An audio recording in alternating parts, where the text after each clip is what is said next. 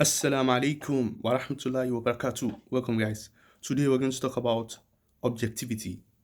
You know, over like the past months, I opened this channel like a year ago, right? I've gone through so many phases and I try to be truthful to you guys. I try to like open up and not hide anything. And I share my own personal experience with things. I show you my development, how I've rejected some things because I cannot just hold them and not like talk about them. You get like I try to be as open as possible. And one thing that I've learned, if you're a student of knowledge or anybody that is going through this, you're doing Dawah or whatever, whether you're Christian or Muslim or whoever you are, there's something that I've learned, experience. Okay, if you just learn something today, don't quickly just go and start talking and start doing as if you know what you're talking about because you might change your mind. That's one thing. That's one rule. You might change your mind. You never know what can happen. You never know what you will learn. You never know what will happen that will make you change your mind. So it's better to be calm. I'm not saying you don't believe whatever it is you believe right now. I'm not saying that. I'm saying calm down because you might change your mind on many things. Okay, so you go out and defend it, and then one of the things that will not stop you from changing is the fact that you've defended it so stern. Is it stern in the past that it will stop you from changing your mind because you'll be like, how can I change my mind now? People will see me as someone that is changing his mind. Do you see? That's why it's better to be calm and just do like be calm. Okay, you don't know everything. You can learn as you progress. You will do that a lot and you will reflect. And if you cannot change your mind, then what are you doing? Anyway, so objectivity. We're going to talk about objectivity. I almost cried when I realized this. When I saw, like, presently, I don't know if in the future I will also change my mind, but right now, I realized something that I was making that claim and I didn't see how deep it would get. Even some other videos, I've said it many times, but I don't really understand what it meant deeply. And now I somehow do, in a way. The problem of objectivity and truth. You see many people talk about truth, many people talk about objectivity.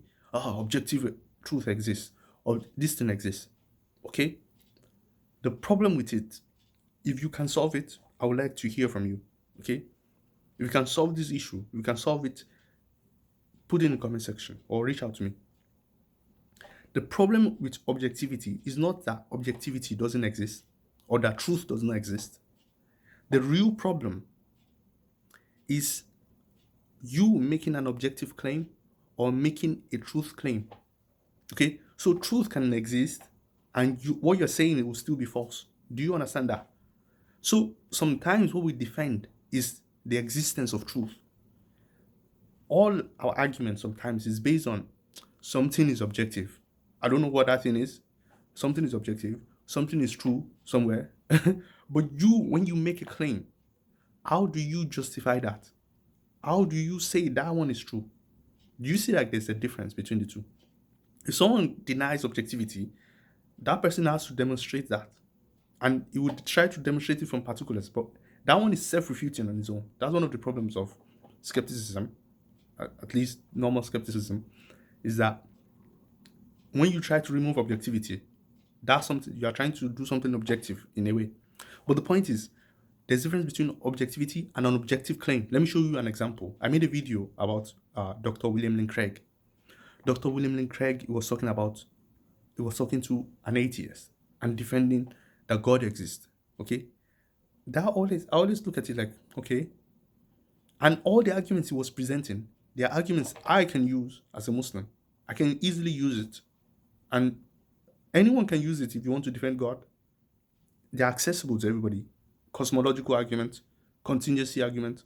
Anyone can use these arguments. Any theist, especially like a Christian and Muslim, both of us can use it. That God exists. Okay? Now what? That doesn't seem to be the issue, the real issue.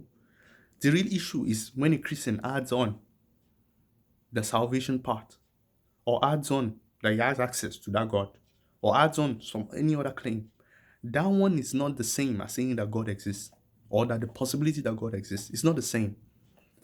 And in Islam also, it will be the case that it will not be. That's why we are arguing. That's why there's all these discussions and all these arguments about. It's because you can't make a case for an objective claim like you can make a case for objectivity itself. So truth itself is not the same as a truth claim. So if I say truth exists, okay, if someone wants to deny that, good luck. But if I say truth exists, that's one. Now, if you say there's a boy in the room across the water, how can I know that? It can be true, it can be false. It doesn't mean you're making it a self-evident thing. Someone has to go and verify that one. There has to be a process of validation or verification for any truth claim to be true. And it has to be measured against the truth itself. Do you see why there's a difference between objectivity and an objective claim? Okay? An objective claim has to be demonstrated. It has to be verified. You have to make a case for it. Objectivity is kind of like abstract stuff that just says that some things correlate with reality or something like this. But the point is, take truth, take objectivity, all these things, if you understand what I'm saying deeply, if you have been on this journey of trying to defend what makes someone that is a Christian they don't understand how you can reject Christianity. They don't understand. I'm serious. Some of them, I think, they don't understand how somebody can be a Muslim. They cannot get this. Hey, how? Is it not all truth? Truth is one. This is the truth. And a Muslim too cannot understand how someone cannot see Islam as true. I think that's that's the issue. People are like, is it not true? This is the truth, right? Yeah. But demonstrate it. Prove it. You have to prove it. You have to show how that is the truth. And that is the difficult part. That's the part that people will not agree. They will disagree with you. Unless you have some kind of verification, some kind of proof for them that will be self-evident. If that proof is not self-evident, they might reject it. They might not be convinced. And that's why people are not the same. For instance, if me, I go and give dawah, it's not the same as, let's say, the Prophet ﷺ giving dawah. It's not the same. Don't tell me it's the same. Because the Prophet ﷺ has proof. He has verification. I believe that, right? So he can demonstrate. He can do better than me just going and telling people stuff like this. You see? So it seems to be that proof is necessary for any objective claim. We have to validate it. You cannot just say a claim like God exists. Oh yeah, God exists. Okay? But do you have access to God? That will be the next question. If some people might even accept that God can exist. Yeah. And you can see some element of deism in this, right? But it does see the argument against the deists will be the deists cannot say like it's certain that God does not have any access to us. We cannot say that. We can make a case. Anyone defending objectivity, you can say that yes, God exists, or there's objectivity, or there's truth, but I don't know if I have access to that. I just believe it does exist. Whoever is saying it, let's say all of us are making objective claims, I can say one of us is right. Okay, somebody is right somewhere. That's what you seem to be saying. So imagine a Christian guy, as a Muslim, I believe this, right? A Christian guy, he goes and convinces an atheist that God exists. And this atheist didn't believe God before. Now he believes in God. But the next question will be, okay, God exists, but how do I know that Christianity is the true religion? You see, how do I know that this one is true? Why is Islam not true? If you're Muslim, you want him to consider Islam, right? That is the issue. That is the whole problem. If anybody can solve this, I don't know how you solve this. Maybe we cannot solve it. Maybe we cannot solve it. Maybe at the end of the day, we just have to persuade people at the end of the day. And let me not even say persuade, because that will be what you do because you're a believer. As a believer, you truly believe that what you have is the truth. You truly believe that. I'm not arguing against that. Whatever belief you have. And, you can even get technical. But the point is, at the end of the day, what will settle all of this is a verification, a validation that needs to be done. How is it going to be done? For instance, we are talking about hadith, arguing if hadith is authentic. The best way, the clearest way to know if hadith is authentic or not is if the Prophet ﷺ was here. That's the best way. We can go and ask the Prophet ﷺ, is this hadith? Did you say this? And he will say, I didn't say it, or he said, I said it. That is clear verification and validation. Anything we develop after that, it can work. We can use mutawatir and all those things, but it's not the same as the Prophet ﷺ being there. It's not the same. Okay. The other one is when it comes to like interreligious discussions, the best way to solve it is if God tell us this one is the right one or this one is the wrong one. And we might not find out that one until the day of judgment. Okay? Until the day of judgment, we might not know. We might not know which one is objectively true. We can be convinced by the proof, some of the proofs that a religion gives. For instance, Islam, you can be convinced by Islam is monotheism, is simplicity, is ability to change people's lives, is you can be convinced by many of the things in Islam and you become a Muslim.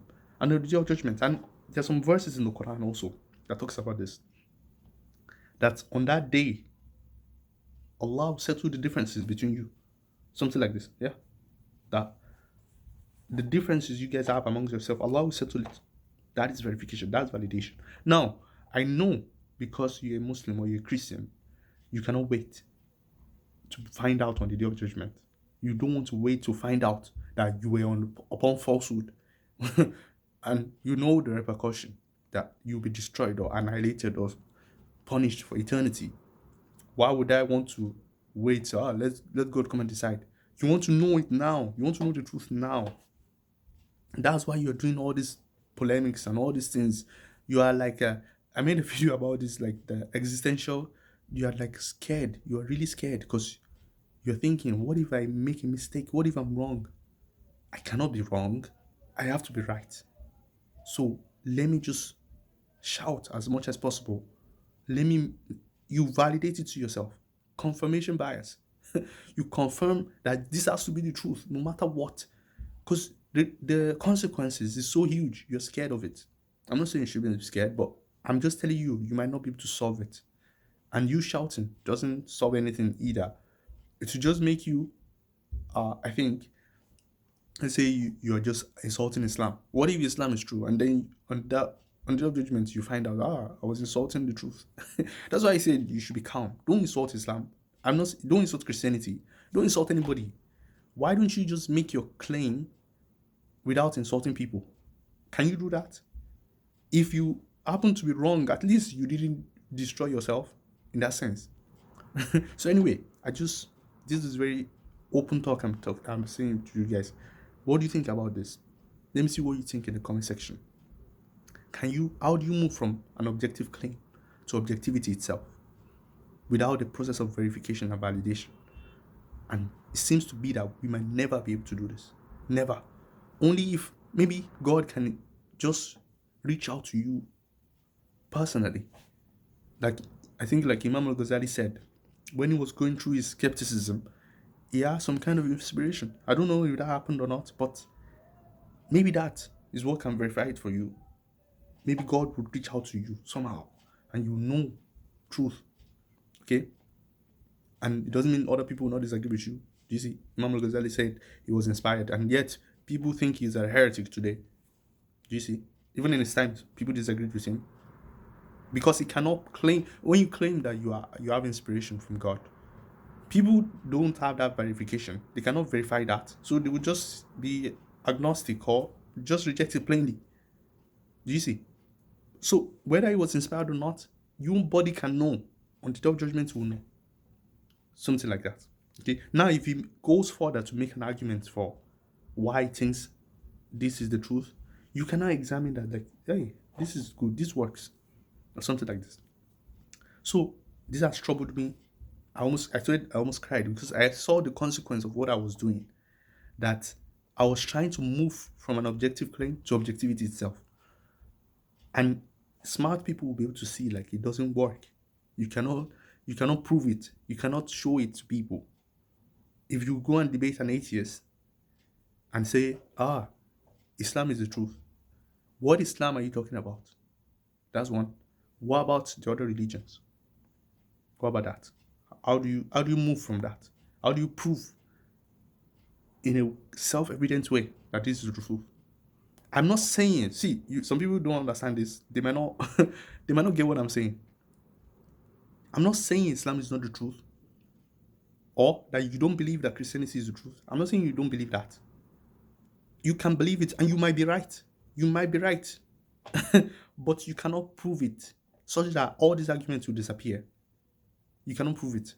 The only way you can live with that, with this reality, is if you think everyone is misguided. If you think like everyone is lying somehow, all of us we are lying. Only you are saying the truth. Okay, that's the only way. Maybe all of us we have evil in our heart. We see the truth and we are clearly denying the truth. That's the only way you can justify your objective claim. But if you take people seriously and you don't think everyone is obviously lying, and some people are just not convinced by your arguments, then you have to say, like, you have to leave it at that. There's nothing you can do past that. So, if there's anyone that's had more experience with this, please, if you have anything to say on this issue, because me, I already concluded that we might not be able to solve this. As at now, I think you cannot move from an objective claim to objectivity itself without verification, without some kind of proof, self-evident proof. You know, in the medieval period, the Muslims, they used to say a demonstration.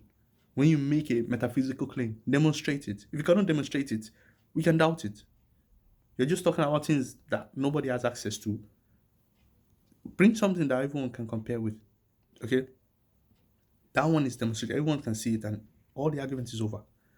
And I'll make some other videos, guys, related to this. I'll see some Dr. Shabi Ali and some other people that have made some claims about Islam and how do you deal with disbelievers. And now I'm starting to understand some of those arguments. I can try to refine it a little bit, but I'll share it with you guys. Anyway, see you guys later. Wassalamu alaikum wa rahmatullahi wa barakatuh.